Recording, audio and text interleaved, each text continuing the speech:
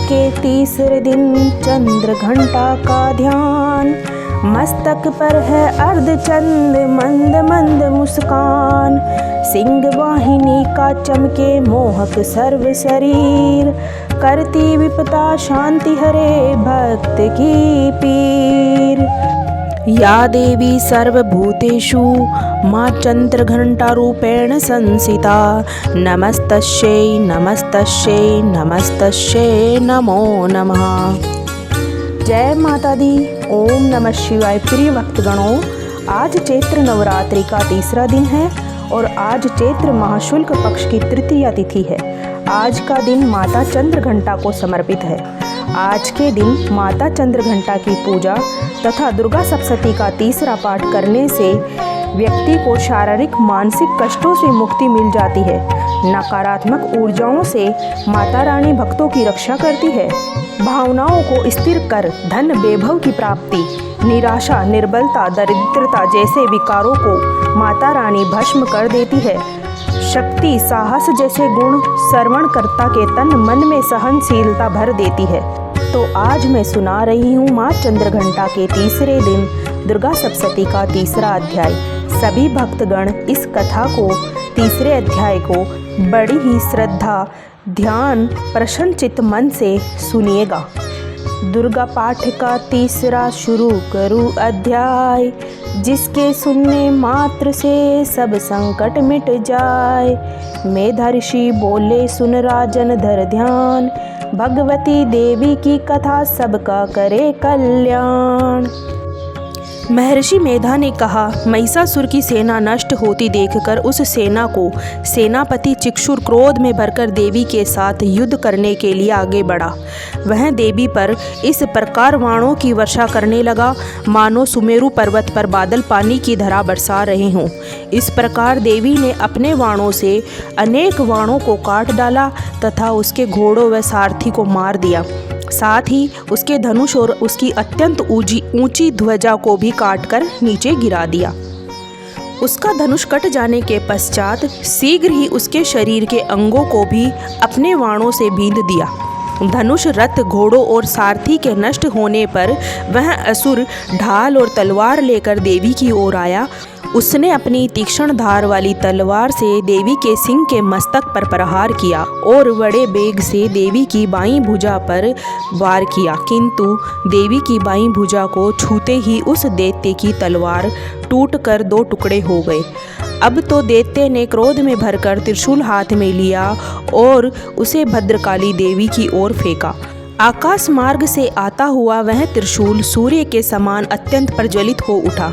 उस त्रिशूल को अपनी ओर आते देखकर देवी ने भी अपना त्रिशूल छोड़ा, जिसने उस महाअसुर के शूल के 100 टुकड़े कर दिए और साथ ही महाअसुर के प्राण भी हर लिए। चिक्षुर के मरने पर देवताओं को दुख देने वाला चामर नामक दैत्य हाथी पर सवार होकर देवी से लड़ने के लिए आया और उसने आने के साथ ही देवी पर शक्ति से प्रहार किया, जिसे अंबिका ने अपनी हुंकार से ही तोड़कर पृथ्वी पर डाल दिया। शक्ति को टूटा हुआ देखकर दैत्य ने क्रोध में लाल होकर त्रिशूल को चलाया। देवी ने उसको भी काट दिया। इतने में देवी का सिंह उछलकर हाथी के मस्तक पर सवार हो गया और उस दैत्य के साथ बहुत ही तीव्र युद्ध करने लगा। फिर वह दोनों लड़ते हुए हाथी पर से पृथ्वी पर आ गिरे और दोनों बड़े क्रोध से लड़ने लगे। फिर सिंह बड़े जोर से आकाश की ओर उछला और जब पृथ्वी की ओर आया तो अपने पंजे से चामर का सिर धड़ से अलग कर दिया। क्रोध में भरी हुई देवी ने शीला वृक्ष आदि चोटों से उद्रक को भी मार दिया। कराल को दांतों, मुखों और लातों आदि से मार डाला। फिर क्रुद्ध हुई देवी ने गदा के प्रहार से उद्धत दैत्य को मारकर गिरा दिया। भिंदीपाल से वाष्प को, वाणों से ताम्र तथा अंधक को मौत के घाट उतार दिया। तीनों नेत्रों वाली परमेश्वरी ने त्रिशूल से उग्राश्य, उग्रवीर्य, महाहनु नाम के राक्षसों को मार गिराया और अपनी तलवार से विडाल नामक दैत्य का सिर काट डाला तथा अपने वाणों से दुर्लभ और दुर्मुख दोनों राक्षसों को यमलोक पहुंचा दिया। इस प्रकार जब महिषासुर ने देखा कि देवी ने मेरी सेना को नष्ट कर दिया है, तो वह भैंसे का रूप धारण कर देवी के गणों को भयभीत करने लगा। उन गणों में कितनों को मुख के प्रहार से, कितनों को खुरों से, कितनों को पूंछ से, सिंघों से, कितनों को दौड़ने के वेग से, अनेकों को सिंहनाद से, कितनों को चक्कर देकर और कितनों को अपनी श्वास की वायु के झोंकों से पृथ्वी पर गिरा दिया। इस प्रकार वह दैत्य गणों की सेना को गिराकर देवी के सिंह को मारने के लिए दौड़ा। यह देखकर देवी को बड़ा क्रोध आया। उधर दैत्य भी क्रोध में भरकर धरती को खुरों से खोदने लगा, सींगों से पर्वतों को उखाड़ उखाड़ कर धरती पर फेंकने लगा और घोर गर्जना करने लगा। महिषासुर के वेग से चक्कर देने के कारण पृथ्वी सुगंध होकर फटने लगी। उसकी पूंछ के झकोरने से समुद्र का पानी चारों ओर फैल गया।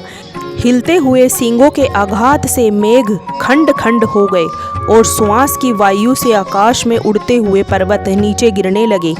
इस तरह क्रोध में भरे हुए राक्षस को देखकर चंडिका भी उसको मारने के लिए अत्यंत क्रोध में भर गई।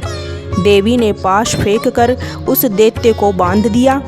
पास से बंध जाने पर दैत्य ने भैंसे का रूप त्याग दिया और सिंह का रूप बना लिया तथा ज्यों ही देवी उसका सिर काटने के लिए तैयार हुई, त्यों ही उसने तुरंत पुरुष का रूप बना लिया, जो कि हाथ में तलवार लिए हुए था। देवी ने तुरंत ही अपने बाणों के साथ उस पुरुष को तलवार ढाल सहित बींध डाला। तब पश्चात वह हाथी के रूप में दिखाई देने लगा और अपनी लंबी सूंड से देवी के सिंग को खींचने तथा गरजने लगा। देवी ने अपनी तलवार से उसकी सूंड काट डाली। तब राक्षस ने दोबारा फिर से भैंसे का रूप धारण कर लिया और पहले की तरह चर अचर जीवों सहित समस्त त्रिलोकी को व्याकुल करने लगा। इसके पश्चात क्रोध में भरी हुई देवी बराबर उत्तम मधु का पान करने लगी और लाल लाल नेत्र करके हंसने लगी। उधर बल, वीर्य तथा मद से क्रुद्ध हुआ वह दैत्य भी गरजने लगा। अपने सिंघों से देवी पर पर्वतों को फेंकने लगा। देवी अपने बाणों से उसके फेंके हुए पर्वतों को चूर करती हुई बोली, ओ मुंड, जब तक मैं मधुपान कर रही हूँ तब तक तू गरज ले।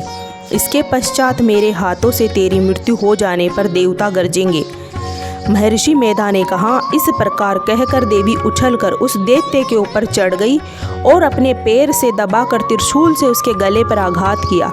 देवी के पैर से दबने पर भी वह दैत्य अपने दूसरे रूप से अपने मुख से बाहर निकलने लगा। अभी वह आधा ही बाहर निकला था कि देवी ने अपने बल के प्रहार से उसे तुरंत रोक दिया। जब वह आधा निकला हुआ ही दैत्य देवी से युद्ध करने लगा, तो देवी ने अपनी तलवार से उसका सिर काट डाला। इस प्रकार महिषासुर के मर जाने पर राक्षसी सेना हाहाकार करती हुई वहां से भाग गई। तब सब देवता अत्यंत प्रसन्न हुए और ऋषियों तथा महर्षियों सहित देवी की स्तुति करने लगे। गंधर्वपति गान करने तथा अप्सराएं नृत्य करने लगी। ओम।